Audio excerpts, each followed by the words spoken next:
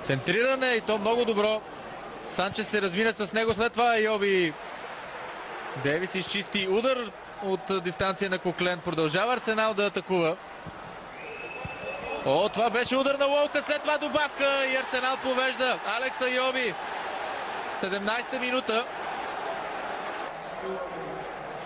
Иначе няколко души опитаха своя късмет в тази атака за Арсенал. Ето тук и опита на Уолкът.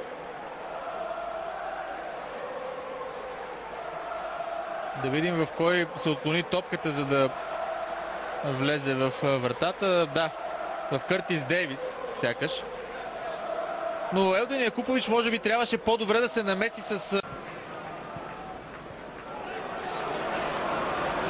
Уолкът. Айоби, страхотно подаване. Уолкът! Ето го и гол номер 100 за Тил Уолкът в професионалната му кариера. 2-0 за артилеристите. Страхотна комбинация. Уолкът. 55-та минута.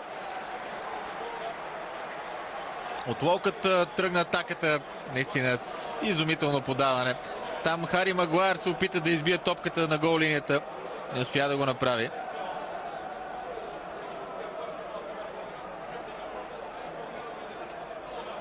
Два на 0 за Арсенал. Вече артилеристите могат спокойно да дишат.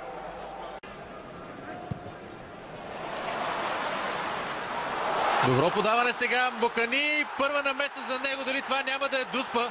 Не според Роджер Ист. Много. Да видим. Да! Този път ще има Дуспа и жълт картон. Само жълт картон. Да видим. Букани стига първи до топката. Има контакт.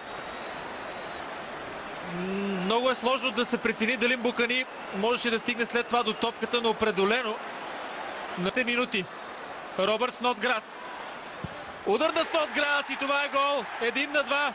С 10 души Хъл Сити си върна. 79-та минута на двубоя. Прати в другия гол вратаря Робърт Снотграс. Седми. Дейвис.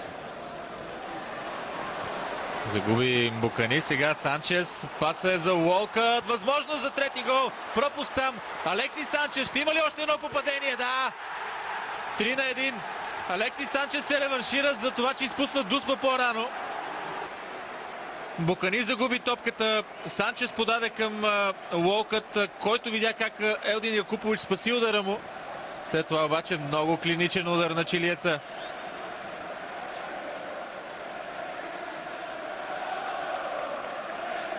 Изчака да види къде са разположени съперниците и прати топката в горния ъгъл.